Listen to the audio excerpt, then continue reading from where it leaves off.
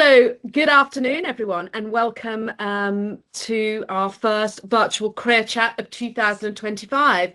My name is Caroline Logan. I am the Programme Director for BuildForce, reporting to you from a very sunny Dorset day. So it's fantastic. It's lovely.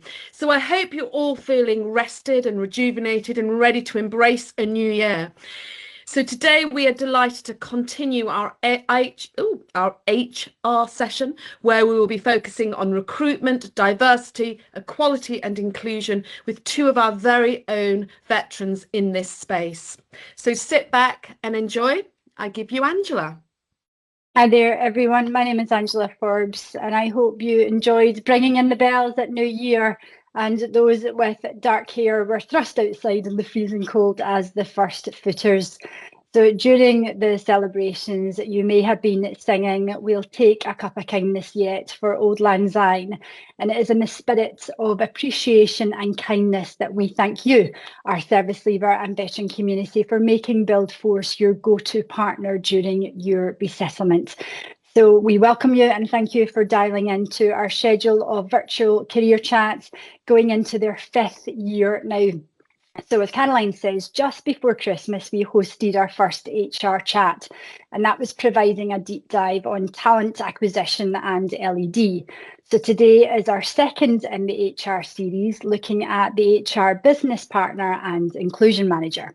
So whether it is your direct skills, your transferable skills, or just being passionate about people, it could all bode well for you as a future career in this space. So to discuss their transition and life in industry, we welcome veterans Charlotte Davies, Inclusion Manager on AWE, and Verity Harmon, HR Business Partner with Kier.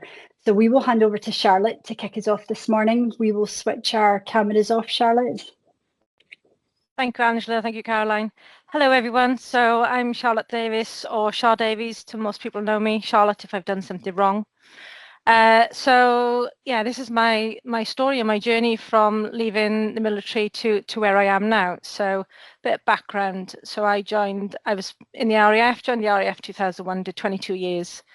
I was an aircraft engineer, weapons, so an armourer in techie speak. So I was an armourer for 22 years. For 19 of those years, fab time, absolutely travelled the world, went to some nice places, some not so nice places, as majority would know and experience. And being female, openly gay in a male-dominated role, there were some challenges along the way. And I found I was that one of the people who stood up and wanted fairness, wanted people to be treated right, equally, fairly, and that went all the way through my career. So when it got to 2019, my last tour, I applied to be part of the RAF D&I team, diversity inclusion team, and I got the job. This class is out of branch, I had to go for an interview, got the job. So the last 2 years I worked with the RAF D&I team, and that's where my passion, true passion for people being treated fairly really came to fore. As much as I could fix things by hitting things with hammers and using screwdrivers and building bombs and going around the world and doing all the weapons and things like that, the fairness of everyone, absolutely everyone, and being treated fairly, whether it's leave, whether it's for bereavement leave or the right courses, the right opportunities, that's what I want to do the most. So when I left in May 2023, I decided to leave engineering behind and cross the bridge into HR. So any engineers, please do not boo and hiss me. So I crossed the bridge into the HR world of inclusion. So I decided that in the middle of my resettlement. So I started doing my resettlement, I did my CPT course, which I personally found was fantastic. And all this what I'm talking to you now is my experience, and other people might be slightly differently. I found CPT really good, an eye-opener, very, it gave me a lot of worries, because I heard words of, if you do something wrong and you're going to get sacked in Civvy Street. And those words hung with me for a long time, for a good year after I left the military. I'm going to get sacked if I do something wrong. And that panic there, you want your stability. How am I going to pay my bills? So that worry was already in me. What job do I do? And straight away, even though I decided I'm going to go down the inclusion route and HR route, that little niggle in the back of my head says, do what you know, Shah. Go stay in engineering. Go work for Serco and fix small arms, or go work for BAE Systems and do ejection seats, because that's what I know. That's what I've done for so long. But that burning desire in my belly was, no, this is what I'm passionate about. This is what I really want to do, and go down the HR route. So I also looked at other things when I was doing my resettlement, looked at project management. So I did a bit of foundations, because a lot of people say project management's the thing to do. Go and do project management. Did the foundations part of it on my resettlement. Blew my mind, as in I don't know if that's for me. It didn't give me that warm fuzzy feeling. So even though I'd done it, I got that skill, that tool under my belt. So if I do want to do it in the future, I thought I've got the basics of it. So carrying on to my resettlement, I did some computer courses, and then I was looking at my CMI. So if you do your ED&I advisor, you get CMI level 4 in HR and ED&I, Equality, Diversity and Inclusion Management. And then you could do a level 5, which is then all the strategic thinking about it, which you don't get taught when you're in the military in certain areas. So it's all the strategic thinking. So I started doing that while I was on my resettlement. And then the time came. So my last shift, my last day in work on the in the RAF, as it happens, I was on my communications course, which is done at RAF Halton, and this tri-service. I recommend that course because it teaches you about how to do press releases and all that sort of stuff. So and it has helped me in my job now, as I'll explain in a bit. So my last day, finished work. I was expecting a jazz band and flares and the fly past. Didn't get anything. Just left work, and that was it. I sort of went home and went, okay, that's me done. That's Air Force done. I've still I was on my terminal leave, on my resettlement leave, and I've put in. So my last day was the 27th of January 2023, and my last official day was the 14th of May 2023. So part of me was then, I need to get a job now. And then I realized, no, I don't need to get a job now. So I took those 3 months off. I did nothing. I slept a lot. Did a lot of thinking, did a lot of walking, did a lot of dog walking. I looked after my friends' kids. I went away on weekends. I did nothing. I looked at different jobs. What do I want to do? I had, again, that nervousness going. Do I go with this HR? Do I go back to engineer? Constantly back and forth those scales. And I just went for it. So I had a couple of contacts at AWE. And those who don't know who AWE is, Atomic Weapons Establishment. So we do the nuclear deterrent for the UK. Not only the nuclear deterrent, we do NTR, which is nuclear threat reduction. So it's checking all around the world, make sure people are not testing anything nuclear. And we go out on the ground if there's any sort of any accidents, any incidents around the world regarding anything nuclear. And there's so much research and development. The company is massive and it does so much work that I didn't realize until I joined the company that all the things that we do at AWE. So I had a couple of contacts, spoke to them, and I said, yes, I want to apply for this company because even though it's not military, it's that defense, it's that sense of purpose that the people who I'm helping, supporting, being the best people they can in work, are getting that nuclear deterrent onto that sub and it's out around the world somewhere. So that was still that sense of purpose to wake up in the morning, almost like when you sign on that dotted line for the military, you've got a sense of purpose defending our country and our allies. AWE is doing exactly the same, but in a different context. So I applied for a job, went for it, going for it, and as it happens, luckily, I'm very few, other people might not be haven't been as lucky. I got the first job I applied for was the first job I got, and I know I'm very grateful for that. I think a lot of that is down to the interview technique and how I did with the CV. Main reason being I used my scenarios. All the experience I got from in the military, not just being in the Air Force, but working with the Army, working with the Navy in different scenarios, different exercises. There's so many different scenarios I could put to working within inclusion and HR, which is people-based, people-focused, people management, which just blew people's minds in the interview because they. Example, one question was, well, how would you deal in a crisis? So a crisis for me is doing humanitarian aid out in Haiti when I had to get my crew ready to get in 24 hours and off they go, or out in Iraq or Afghanistan. Those sort of crises. Their crisis was the amount of paper in the photocopier. Mind blown. Whoa, hold on a second. So it's the language as well, which was coming to terms with the language of that interview process as well. Things have been changed since then, but the scenarios and experience I had, I realised I can put into HR. All the way things I dealt with, I could put those into a context, into different roles. Got the job, so I started working at AWE. Got security clearance, and off we go. Right, first day at work, went to an induction, had an induction for 2 days, got shown everything, did all my security briefs, going across the blue line onto a nuclear site. It felt like I was going onto a new posting again. So I had all those feelings of apprehension going, oh my word, what if they don't like me? What if I don't know where I'm going? And all those doubts coming through my mind. And that is where the learning started, not just about the job I was going into, which is completely different to what I know. From engineering, we're going into the HR world now, and inclusion as a specialist in inclusion. It's the learning about me again. So all of a sudden, I'm now a grade. So I'm a grade C1, which at the time I can't put to a rank. So a C1 in my company, different companies have different grades and different equivalents. So basically equivalent to a squadron leader. So I was a sergeant when I left the Air Force. I'm doing a squadron leader's role. So when I put that in my head, I automatically went to, some people call it imposter syndrome, go, I can't do that. I can't do it. I was a sergeant. Why can't? And then, so it's having that conversation, having that confidence, that conversation with yourself going, of course I can do the job. I've just proved I can do the job. All my experiences in everywhere I've gone, everything I've done has led me to be able to get this job because I can do it and I've proved I can do it through my experiences. So that identity thing happened then going, hold on a second, right. Okay, I've now got to be a grade rather than the rank. I haven't got that, I want to have that camaraderie, which is wrong. I did. We've got a veterans network at AWE, and they welcomed me with open arms and they showed me about the business, showed me different areas, how things worked. One thing I still can't do is walk on the grass. That's 2 years later, still can't walk on the grass, can't bring myself to do it. Even though I'm allowed to. Institutionalized people say it, but yeah, still can't walk on the grass. Plus it's quite muddy, so I don't get my shoes dirty.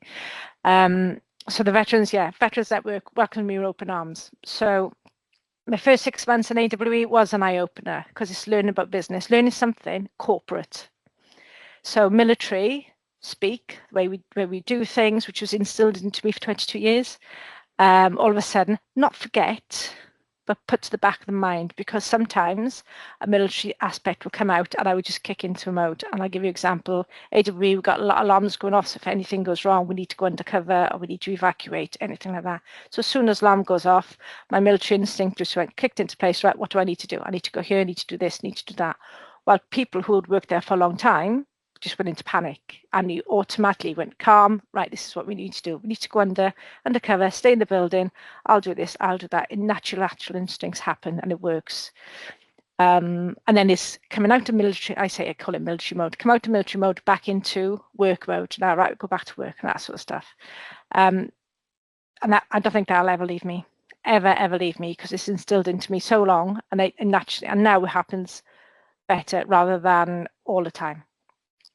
So through my job, I do inclusion. So I work, and the main team is called Employee Experience, and I do anything inclusion. So it's ED&I, Equality, Diversity, and Inclusion, but we call the inclusion team, because when people hear ED&I, people automatically think, I can't say something, I can't act a certain way, I can't do a certain thing, people are going to be snitching on me, and all that sort of stuff. Whereas inclusion is absolutely everyone.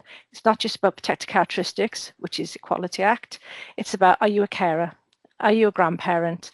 Have you got a condition that you need to have change your working hours? Have we got the right policies in place to support people so when they come to work, they can be the best they can and they want to come to work. They enjoy coming to work. So that's my role. I work really closely with HR business partners because they've got the link into all the different areas and different functions. So then, and if they've got any issues, they can come to me and we talk about neurodiversity and how can we make things better? How can we do some training? So I've got really mixed job of one, raising awareness. So it's presenting skills to stand in front of sometimes 5 people, sometimes 250 people, sometimes 1,000 people, talking about awareness of all things inclusion and how we can be a lot fairer to everyone. To one-to-one not so nice conversations. So then, organising coffee mornings for parents whose children are who neurodiverse, who need that support, who need to have that conversation to help them when they're in the work. So broad brush within the inclusion space, but I work with absolutely everyone within the company in some shape or form, and that's from the CEO right down to the new apprentices that are walking through the door. So all my experience in the Air Force has literally come together into this job, which I think is an ideal job for myself. So I can teach, I do awareness, I sit down, do a load of emails, do a bit of strategic, do a bit of data. How can we get more women into the Air Force? And Air Force as well, into the company. How do we retrain people to stay in the company? How do we keep them because we want to keep them in the company? How can we get more because the company's expanded? So it works really, really well. So that's me in my role at the moment. Struggles, the language was a big thing for me. Struggles with the language, going from military to civilian speak, especially when it comes to the corporate world, and their strategies and their KPIs and their tier 1, tier 2. And sometimes my boss sees me glaze over and she'll go, right, let's start again. So can you put it in Charlotte speak, please? And then off we go. One good thing my company are doing now, they're having a military program. I know a lot of companies do have military programs. So I know we work very closely with BuildForce. So if a veteran or service, someone in service or their service leaver comes through BuildForce, we can then get their CVs to different hiring managers who we think that they will be ideal there. Because of this role, they will have this experience. Let's get them having a look at that rather than they do this job. Let's stick them to that job. Let's see what they experience and get the right people in the right roles.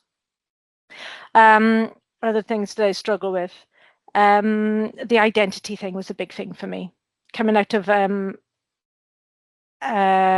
military, where you were given orders, you did this. If you didn't do something, you were held accountable, and sometimes it could be life or death, as easy as that. Whereas in corporate world, a lot of people, we can have a meeting and then 10 minutes before the meeting they'll cancel it and put it in 2 weeks time, and I'm just like, okay, so I'm obviously a nobody to them because they've just cancelled a meeting. But it's not that at all. It's nothing to do with me and my identity and who I am. It's because something's happened in their world that needs to go. They need to cancel it. Whereas when I was in the military, you had a meeting, everything had to be done, and then if you didn't do it, you were held accountable for. So would I do anything different from what I did before? I would look at more range of qualifications out there. Don't just think I'm in engineering and that. This is my experience. What made me happy? What made me passionate? Yes, I went down the HR route. I probably would have done it. I'll probably do a couple more HR qualifications. I'm looking at CIPD now. I got a mentor who's in HR and helping me with that way as well. So I'm going through my qualifications. I probably could have done that in my 2 years resettlement. What else could I have done? Would I have done differently? I probably think I would have looked at other companies as well to see how well they do it, what other things they do, what jobs they got, because then I can work out what the grade is compared to what I was working, because that was a worry for me when I first started. So if you're looking and you think, right, I'm a corporal, I can only do that. No, you look at all areas, look at all grades, because you'll have so much experience and the way you deal with things. Why not go and do a job that's equivalent to squadron leader or a start officer? Why not? You've got experience, you've got good degrees and all that sort of stuff. So don't limit yourself. And I think I'm a little bit biased because I applied for one job, I got that first job. I'm thinking I obviously did something right. But I think that was more, I had contacts, that's it. Use more contacts, use your contacts in LinkedIn. More than happy for people to message me on LinkedIn if you want to have a conversation, or I can put you in touch with our recruitment team and everything at AWE. We've got so many, the company's growing massively. Bit of a plug for AWE here. You think of a job, we've probably got at AWE, legal, HR, finance, engineering, science, project. We've got so many project management in areas because we've got so many projects going on. Please have a little look at the AWE website because there's so many things on there. And I think I'll finish off with, if you were truly passionate about something that wasn't your job, follow your passion, because you were naturally naturally put all your effort and everything into it because it's something that you truly, truly love. And that's it for me. Charlotte, that was amazing. Thank you very much. I'll ask Verity to join us. Thank you so much, Charlotte. We'll pick up Q&A in a sec. Hi, Verity. Hi everyone, I'm Verity Harmon. A lot of what Charlotte said resonates with some of the things that I was going to say, but a bit about me first. I actually only left the army in October. I did 25 years in the army. I did 9 years as a soldier in the military police, and then went to Sandhurst and commissioned into the staff and personnel support branch. Was really fortunate to have assignments all over the place. I had postings in Cyprus, Germany, Washington DC, had some really great jobs. And leaving the army, unfortunately, was not through choice. I ended up getting medically discharged. So I lost my hearing in one ear in May 21. Took quite a long time to get a diagnosis of what had caused it, and it wasn't until January last year that I actually got a proper diagnosis, and it turns out that I had a benign brain tumour which had caused me to lose my hearing. So what did that mean for my future in the army? Well, I got downgraded. It meant I couldn't promote. I went through the AGI 78 process. And there is nothing like a medical discharge to really make you feel undervalued. I was doing my subunit commander post as SO2 SPS. I was also doing the DCOS role at the same time, and I was being really well set up for eventual promotion to lieutenant colonel. But as soon as I got that downgrade, the chief of staff removed me from the DCOS role, said I didn't need it, I didn't need the pressure, and whilst I understood the sentiment, that was kind of the start of my downward spiral, I guess. I was struggling with, well, what's my sense of purpose now, identity, what did I do outside the army? Some people said to me, well, why don't you just continue to take SO2 roles, because you could just stay in the army and do that. But for me, I struggled with the fact that there would be no progression. I wanted a job where I could still progress. I still wanted that challenge. And yes, it would have been easy to just stay and just continue to do those roles, but I knew that wouldn't serve me well. So as a result of, the loss of purpose, struggling with my hearing loss, the diagnosis, I moved to a new unit where I was supposed to do my last 2 years, my last assignment, which was take me up to August this year, but it was not a particularly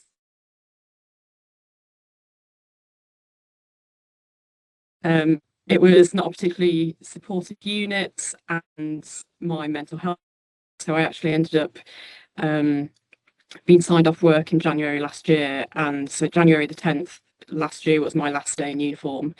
And yeah, so I then went on a kind of a bit of a journey of, what comes next, what fills my cup, what do I need to do post army. And I initially was looking at joining the Big Four, consulting, financial services, those types of things, because that is the well-trodden route for a lot of officers that are leaving the military. But there is something about them. The more I looked into it, the more I was like, I don't think I'm going to enjoy that. That's not what I'm good at. So eventually I decided I wanted a HR role, because I like dealing with people. I like the challenges that it brings. Every day is different. And so I set my heart on that. How I came about being with BuildForce was I actually met Caroline at a Women into Employment event run by the Force Employment Charity, and got chatting to her, and I was like, I know nothing about construction, and she said, it doesn't matter. She's like, we can find you a role. And I kind of disengaged from Caroline for a while because I just wasn't in the right headspace to look for work. And then I think it was probably about September last year when I got in touch with Caroline again and said, right, I'm ready to find a job now. This is what I want to do. I sent her my revised CV, And then within a couple of weeks, I ended up with a phone call from Kia. So I was actually away for the weekend with friends, 6:30 on Friday night, glass of wine in my hand, and a recruiter from Kia calls me and says, "We've seen your CV, we're really interested, but we don't have anything that we think fits with your experience at the moment. But I'll give your CV to the HR director and see if we can create a role doing HR project management or something like that." I said, "Well, what do you have available?" And he mentioned this HRBP role in London. So I was quite bold and asked him what the pay brackets were for it. And I said, "Well, if you can pay me the top end of that, I'd be interested." And for where I am in my life right now, having had time off work, I would be happy with that. So phone call on Friday, he reopens the job for me to apply for it. Applied for it on a Monday evening, email Tuesday morning saying, "Can you interview this week?" Had my first interview on the Friday, my second interview with the HR director the week after, my third interview with the managing director the week after that, and they offered me the job on the spot. So it was quite flash to bang. It took me a bit by surprise. It was the first, whilst I'd been applying for jobs, it was actually the first job that I went through for interview for. And a lot of people said to me, "Well, don't take the first job that you get offered, there might be more out there."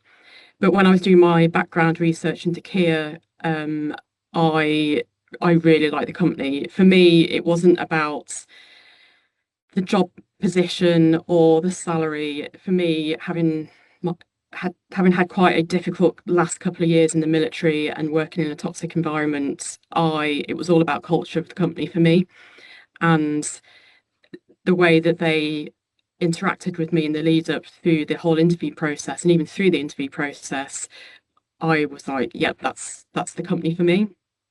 And unfortunately, a week after leaving the army, my mother passed away, and straight away Kia were like, take as much time as you need, because I was supposed to start work 2 weeks after my last day. And they were like, "Take as much time as you need." My line manager phoned me every week to see how I was getting on, if I was okay. They sent me flowers, they sent me cards. And for me, that said a lot about the company and the type of organisation that I was joining.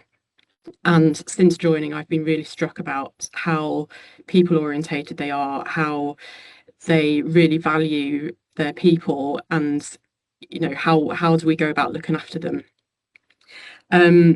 So I BuildForce, let's take a step back for that. BuildForce were Angela did some interview prep with me, which was really, really helpful, because having not had an interview since I applied for my commission, and that's a pretty much set routine. That was really helpful. I was given 2 mentors through BuildForce as well, who went through my CV with me, also did some interview prep, and were amazing at helping me out. And I'm really grateful for all the support that BuildForce gave me through that. So if you have been offered the opportunity to have mentors, I strongly advise taking up that offer. And then I started work at Kia on the 25th of November. If you don't include Christmas, I'm on week 6, and it's a culture change, but in a good way. There are some things which I'm learning quite quickly that are different. So you have a lot of managers in probably any civilian company that are responsible for people but have no people management skills. So I'm spending quite a lot of my time now coaching managers how to have difficult conversations, how to deal with performance issues, dealing with grievances. So in terms of HR, you are dealing with the same HR issues that you would do in the military. There's just a civilian way of dealing with it. So there is nothing I've come across yet that I've found particularly difficult or challenging. It's just adapting to the civilian way of doing things. And the managing director did actually ask me last week, what have you noticed are the key differences and management experience of managers and dealing with people, and people. Whereas in the military, people might send you an email and will wait a couple of days to get a response. In the private sector, they want an answer straight away. And also, it's an organisation that is driven by money and how much money they're going to make. So it can be a really stressful situations for some of the sites, particularly the projects that are running behind time, because it then costs the money company. So dealing with people's stress as well is one of the things that we deal with quite a bit. But in terms of top tips, I was trying to think of if I had my time again, what I would do differently. Everyone says start your resettlement early, and I would definitely agree with that. And because I ended up going to med board, so I actually only had 4.5 months to do my resettlement. But at the same time, I had to have surgery for my hearing. I was still under medical treatment, so it was really difficult for me to get any resettlement done, although I've got deferred resettlement. But in that time, I did do a project management and a change management course, mostly because those are things that we will do in the military anyway, but these just gave me the qualifications that a civilian company would want to be able to see that we can do. And also another top tip, you don't necessarily have to go through CTP to do your courses. I actually went to an outside provider. It cost a little bit more, but I was on courses which was a mix of military and civilian. So to have that diversity of thoughts from civilians doing the same course was just I found that really good. So don't feel that you're fixed by doing the CTP courses. And networking as well. Everyone talks about networking, and I couldn't think of anything worse. But having gone to that first event where I met Caroline and lots of other people, I slowly get used to it, and it is about making those contacts. And I had lots of contacts in the Big Four and people, former colleagues that worked for KPMG and places like that, but I just didn't it just didn't sit right with me. And don't follow the path that's expected, do what makes you happy. I actually ended up getting a life coach because I was in such a hole about what to do, and she helped me work out what makes me tick, what are my non-negotiables, what are my boundaries, things like that. So that really helped me then come back to HR, and that's what I really wanted to do. And as Charlotte said, take some time off after you finished work. Granted, I had an extended period off work, but you will never get that time again. And even if it's only a month that you take, or 6 weeks, there is definite value in that, to take time for yourself, have no work responsibilities, take time to travel, go to the gym, do whatever it is that you want to do, but just take some time for yourself. And I think there is massive, massive value in that. As I've said, use your mentors through BuildForce, get your CV checked, do some interview prep, with whether it be through BuildForce or CTP or whoever it is. And also know your own value. Don't just apply for a job because of the job title or the pay. Do what makes you tick. I would equate the job that I'm doing now to that of a regimental admin officer's job, which I did as captain. But actually, I don't care. I enjoy the job. I joined this job. The HR director told me that they employed me based on my potential, not on what I can do now. And they were succession planning, and they told me in an interview that whoever got the job I'm doing now, they would eventually look to promote into the head of HR.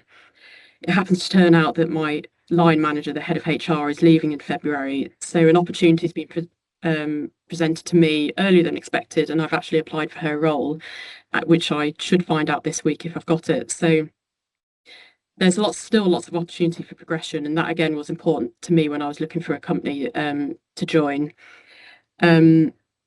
In terms of qualifications, lots of people said to me, "Oh, you need CIPD to go and work in HR." I don't have CIPD. I'm doing my master's in leadership and strategic studies, and I will look to do CIPD at a later date. But at the moment, I don't have it. They've employed me based on my experience rather than the qualifications that I've got. And also, if you were looking to go into HR as a HR business partner or HR manager, I think from my short time here, I think there's probably some value in getting some coaching and mentoring qualifications. Yes, we do that in the military anyway, depending on what role you're in, but to have that qualification on paper, I think would go a long way. And in terms of what I do as a HR business partner, so I work alongside the directors and the managing director and the HR director to drive the people strategy forward. We deal with performance management, employee relations. I actually deal with emerging talent, so making sure that we get the right people through on apprentices programs, on graduate programs.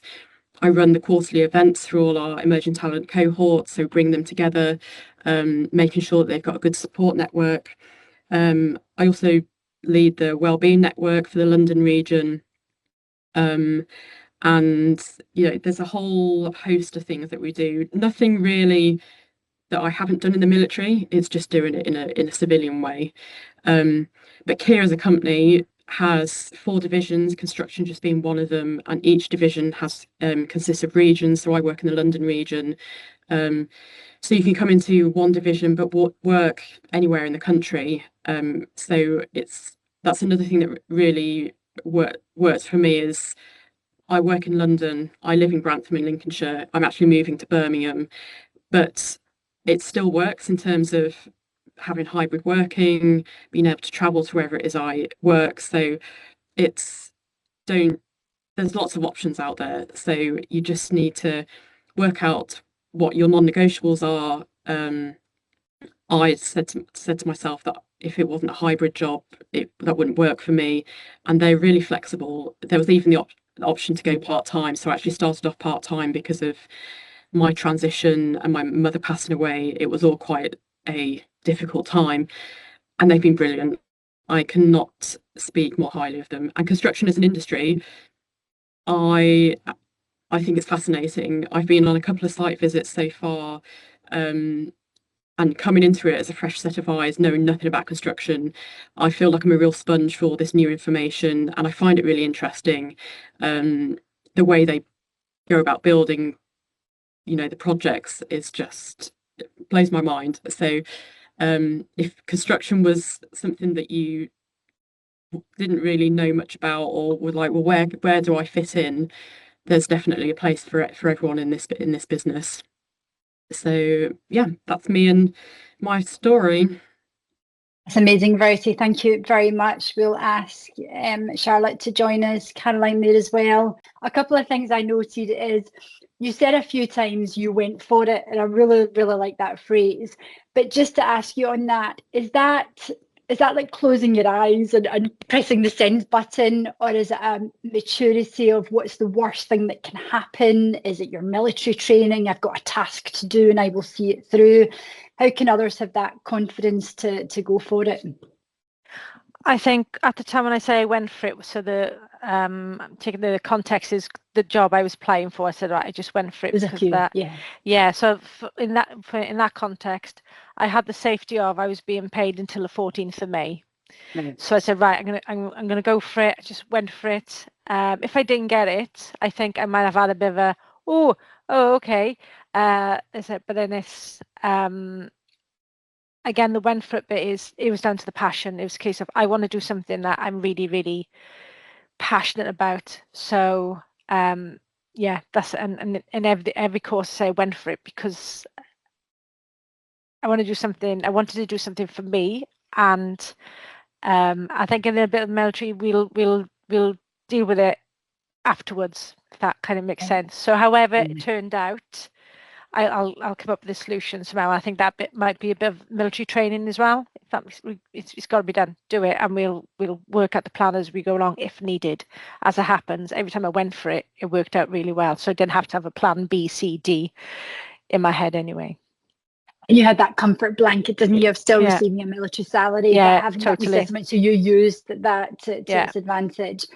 So as an inclusion manager, it's a relatively newish role to most sectors, particularly construction and engineering. But as you described it, it's fundamental to good business, to a productive business, to attract talent and to letting that talent fly.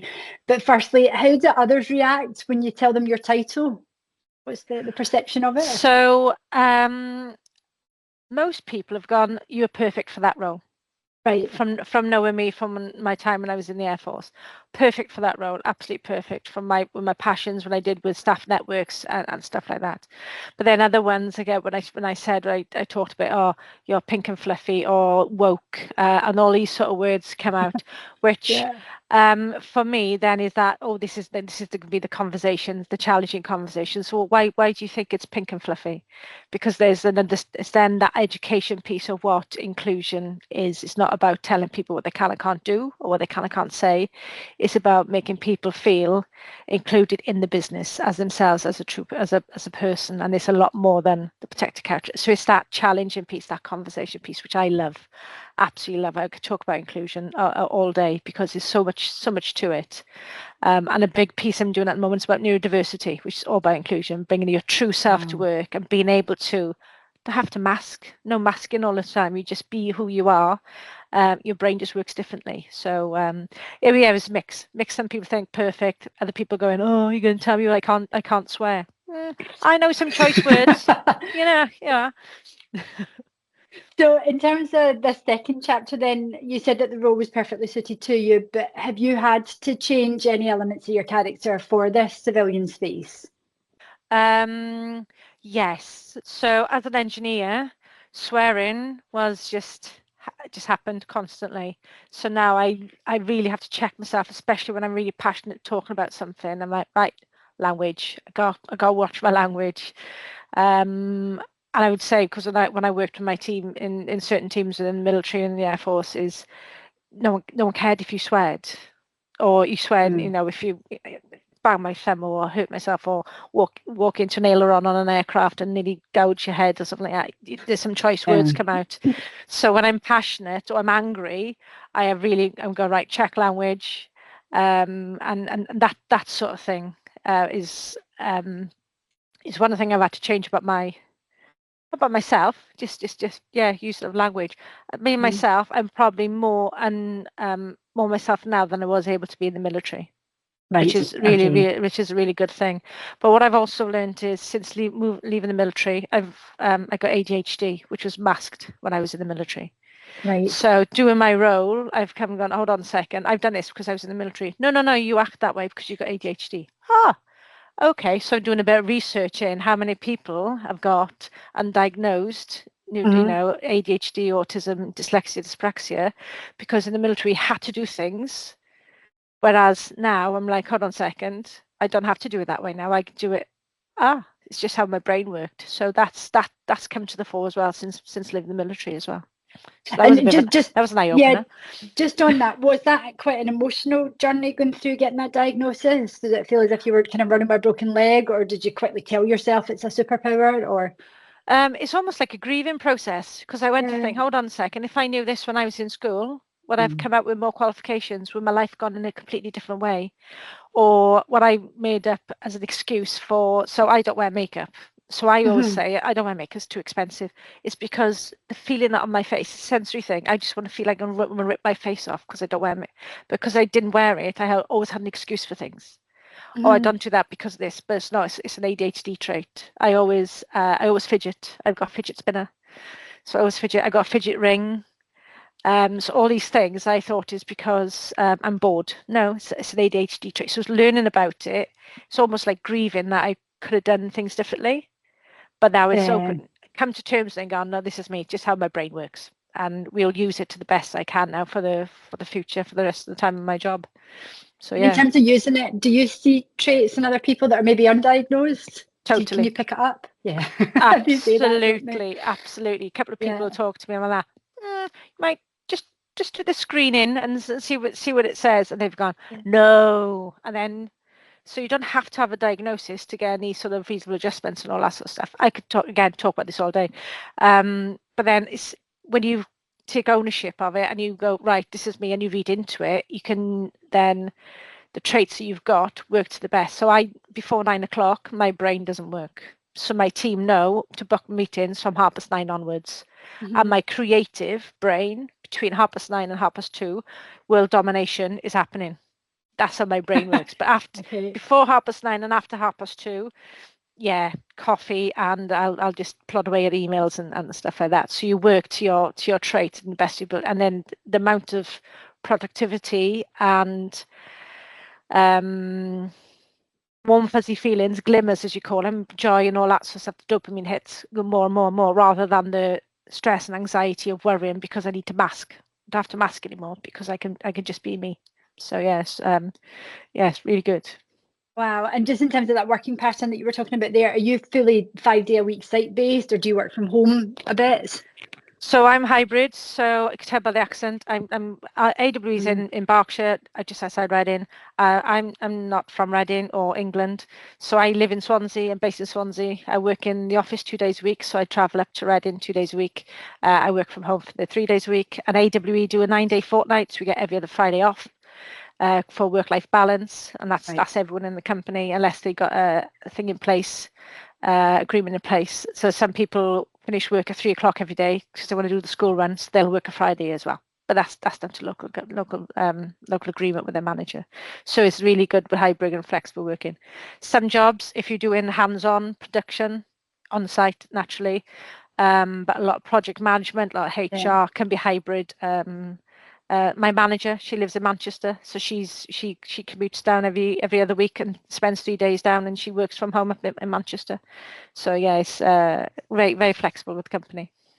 You make it work. No, thank you for that. A couple of questions have come in, which we'll pick up in a sec. But to you, Verity, I think, what is it they say, a calm sea doesn't make a good sailor. So I think your integrity, strength of character was shining through during periods of your career, which I applaud and respect. And again, sorry to hear about your mum, so I hope you're holding up okay. But one thing that you said is you took time out, which was absolutely the right thing to do. But did it feel like a brave thing to do rather than head down and carry on?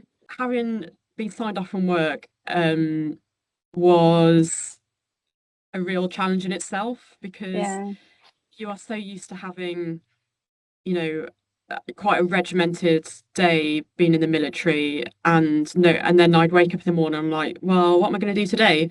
So I almost had to come up with my own plan, and everyone was like, be kind to yourself, be nice to yourself. And it took me a while to do that, but actually once I'd adjusted, I was like, this is great. And I like I say, I had a bit of a mental health breakdown, which is why I got signed off work. And I just took the time for me and to work on myself and try to work out who I was outside of the army, because all I wanted to do was be in the army from being a teenager. I joined when I was 19, and I didn't know what my purpose or my identity outside the army was going to be. So I kind of just learned who I was again, if that makes sense. I already had a dog. I got another dog, so that gave me a purpose again. And yeah, I jokingly said to my boss when after I think I went back for my leaving due, and in my departure speech, I was like, I recommend to anyone to take 6 months off work. And she was like, no, don't do that. And I was like, yeah, everyone take some time, because you'll never get that time again, I don't think, in between leaving the military and going into a civilian role. And I actually spoke to someone, Jim Fernandez, I think you know him. I was talking to him yesterday, and he said that he went from the military into Kia. He's now been with Kia for 10 years, and he said when he looked back, he was like, the most time he's ever had off work had been like 2 weeks, and then he had an internal job change and said, I want a month off, because he was like, you just need that time every now and then.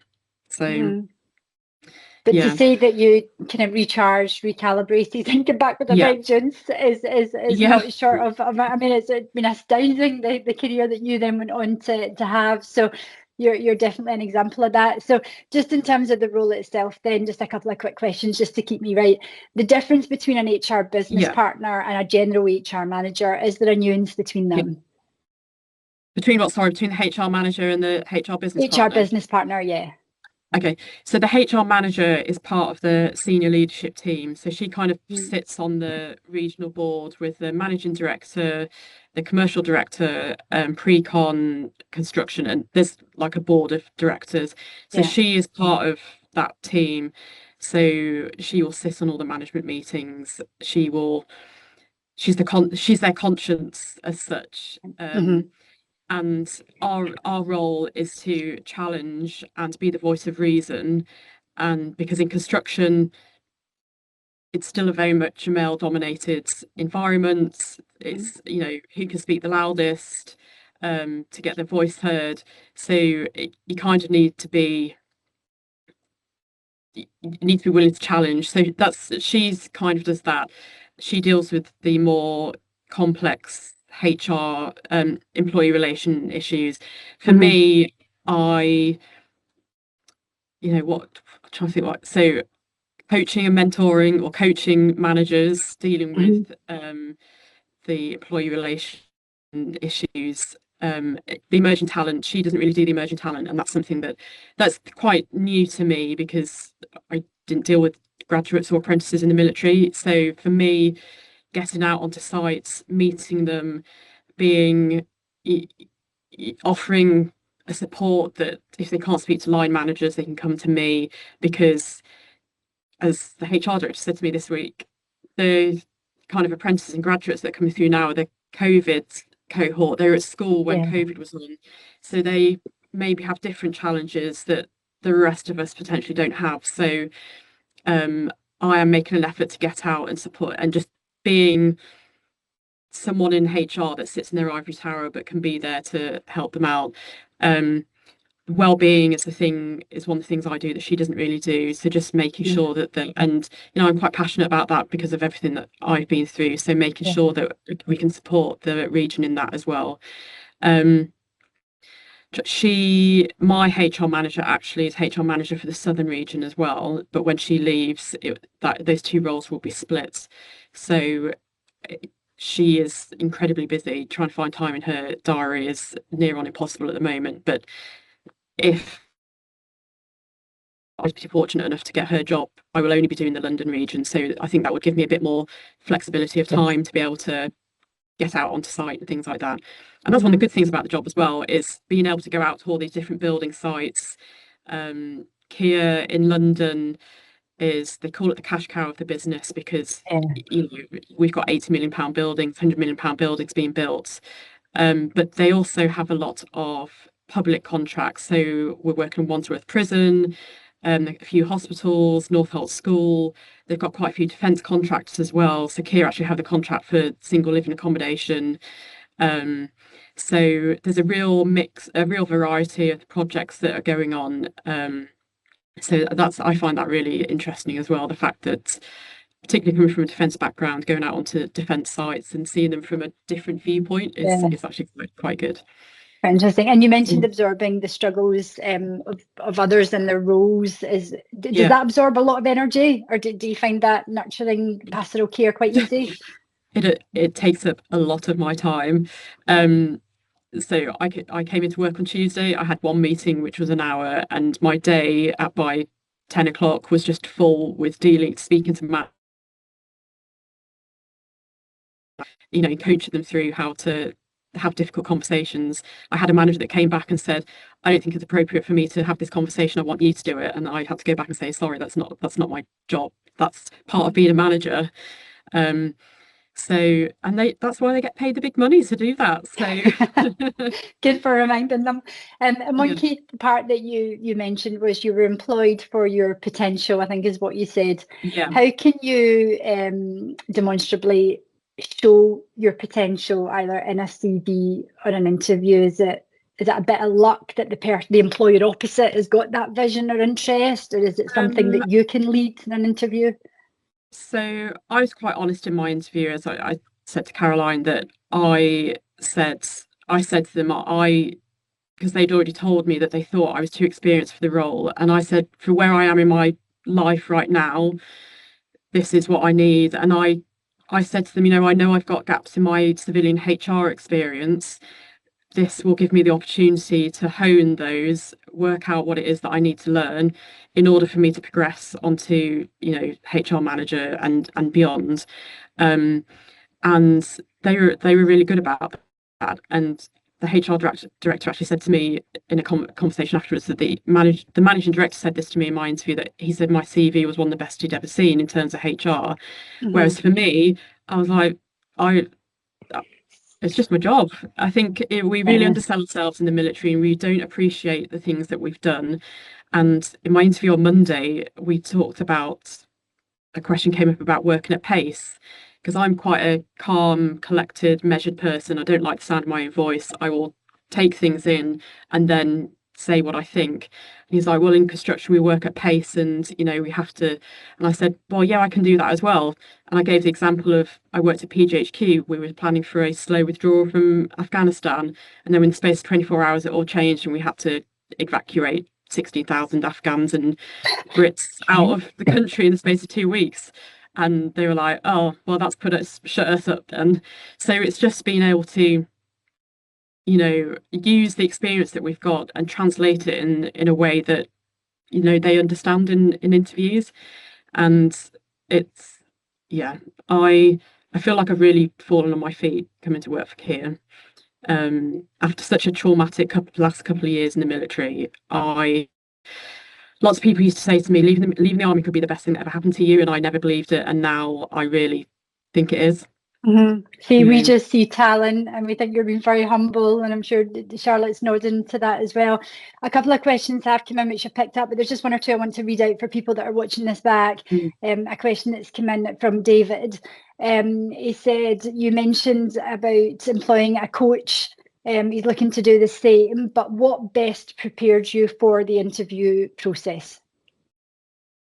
So for me, I went through someone advised me to go through all my annual reports or all my OJARs and pick out examples in those. So I actually had a table and then learn obviously the STAR formats of situation, task, action, results.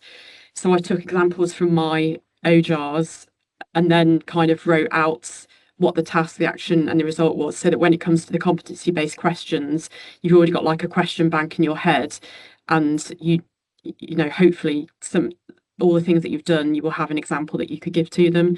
So I think that was really a key thing. Practice your elevator pitch. That's something you told me to do, Angela. And because they will always say, well, tell me a bit about what you've done. So if you've got like a couple of minutes spiel about yourself, and that's something that you can rehearse and practice for.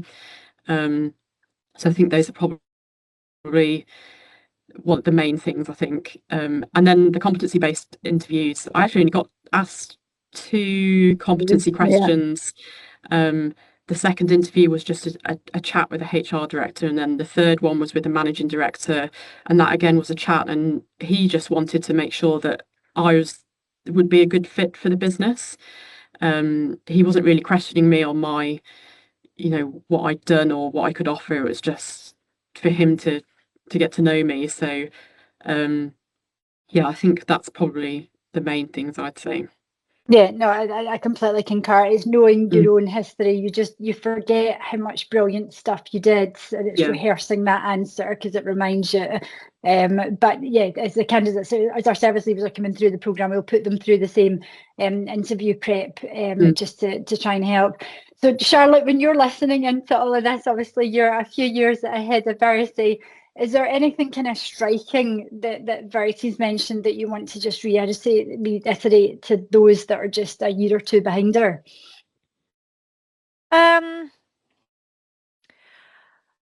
I think starting your resettlement early is a big thing, because you might change your mind in those 2 years. So as you start going through qualifications, say, I'm going to go down this route, and then all of a sudden you go, do you know what, that's not sitting well with me, I'm going to go down a different area. So starting resettlement really early, because you've got that warm fuzzy feeling you're still working while you're still looking at the next bit.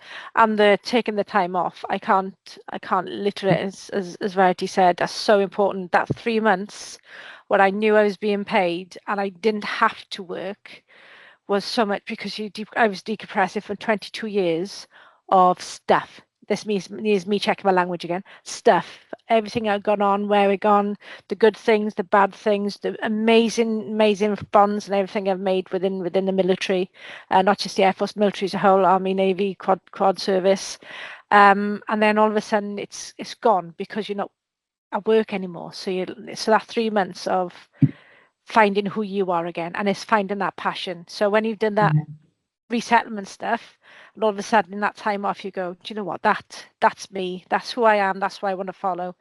You might not follow it straight away, you might be able to go into a company. I'm sure Kia is very similar to AWE, got some really good opportunities to move amongst the company in different ways and stuff like that. There was one question in the chat about what could you do within AWE. We got some comments. So one comment we could do is a technical advisor to executive, and you don't have, that's not a qualification. It's a case of you can apply for it, and then you go and be a technical advisor to one of the execs, and then you're working with that executive within their area, like research papers, typing up projects and all that sort of stuff. So you're learning so much. And I know so many people have done the TA bit and then not gone back to the job because they're going to go do a different route because they've been exposed to another part of the company. Myself, yes, I'm in the inclusion space. I was a basic training instructor when I was in the military. So that instructor, that training bit, that development bit is still at my heart. So my next process now, I think in the next couple of years, I'm going to go down the training and talent and development side of things and continue that instruction, that development and that coaching role. So already there's a base, right, where can I go next within this company? And it's, it's find out who you are, what you love, and have that time. Those are the key things for me, I think. Wow, listen, both very, very inspiring and incredible examples. So thank you to Charlotte and Verity for their incredible contribution today. I just wish we could go for another hour, but we're overrunning. They've got excellent support from their employers, AWE and Kia, both champions of diversity and of our armed forces, both demonstrating their cup of kindness. So BuildForce are here to support and guide you as you transition. Please get in touch if you have any questions and we will help you take it further. We will continue running this HR series, and I think we're going to invite both Charlotte and Verity back again for one in the future, but I'll pass back to Caroline for some final insights. Thank you, Angela, and thank you both. And I'd just like to say I worked with Verity for a couple of years on and off, and the lady doesn't know how fantastic she is. And Charlotte is one of our fantastic mentors. So, you know, you're in very safe hands with BuildForce. We do look after you. We do care whether you be male or female. We are there for you all the way. So just a heads up on our next virtual career chat in our schedule is the 30th of January, where we will be focusing on that massive growth area, the data centers. Huge area. So do book in. Have a great day, and have fun. Thank you. Bye. Thank you, Charlotte. Thank you, Verity. Thanks, guys. That's amazing. Thank you very much.